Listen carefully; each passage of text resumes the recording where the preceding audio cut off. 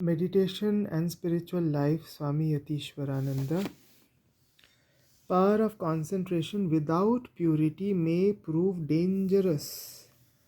Desires do not leave us all of a sudden.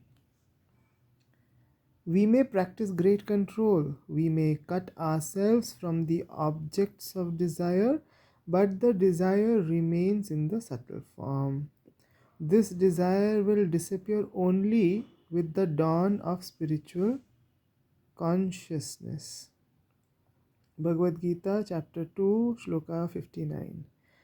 And so we should try our best to awaken in us something of this spiritual consciousness.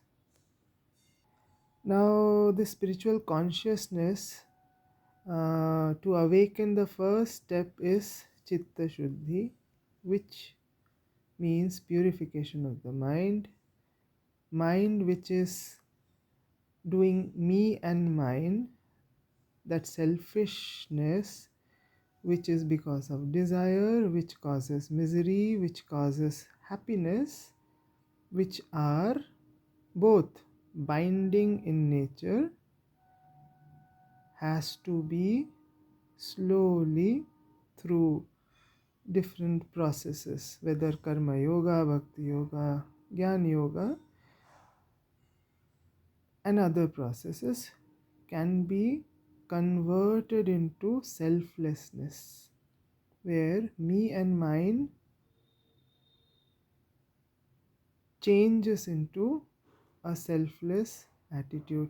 That is the step of purification of the mind. That is the beginning of entering the spiritual path. Here is an instruction that we should try to remember always. It is dangerous to practice concentration before the attainment of minimum purity. Before we practice concentration or store up energy, we must know how to direct this energy along higher channels. Otherwise, we may come to grief. What grief? We can go mad physically. Clinically mad we can go, or various other ailments can come in. In India, we have a parable. A man learned how to invoke a demon. He uttered some incantations, and the demon made his appearance and said, "Now give me work." He asked the demon to do certain things, and in no time those things were finished. The demon appeared again and demanded, "Give me work, otherwise I'll break your neck." And the man did not know what to do. He had called up the demon, and now he must give him some work to do. Then an idea struck him. Showing the demon a dog, he said, "Well, straighten this dog's curly tail." We call up our energy, but we do not know how to utilize it. This energy is frittered away in doing useless things, and this is a great tragedy in spiritual life.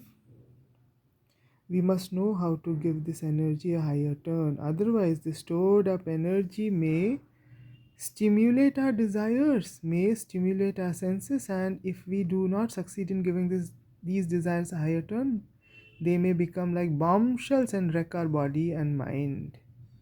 So, there are two things. One is this pent up energy and um, can, as I said, can wreck the body and the mind, or as the author Maharaj Ji is telling, that it can intensify our baser desires immensely, making us more wretched in the process.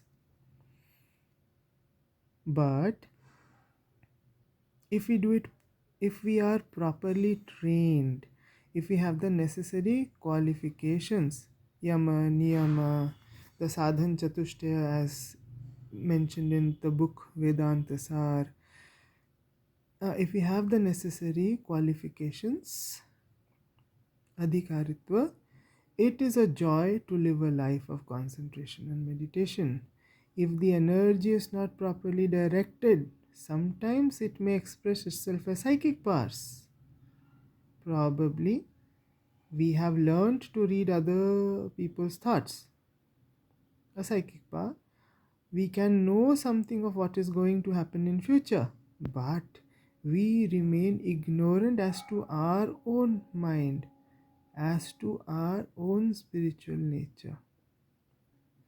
Here, Maharaj is telling we must know how to give this energy a higher turn. Otherwise, the third thing he's mentioning, psychic powers may develop, and again we go astray. We'll be constantly busy with all these powers and will not proceed.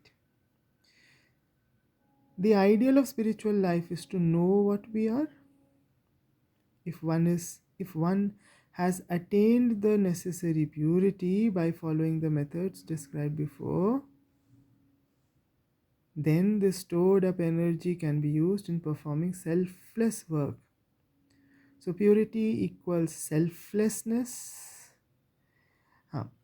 So it can be used to perform selfless work in doing japa, in practicing concentration, meditation, etc. And all these then help us move towards the truth.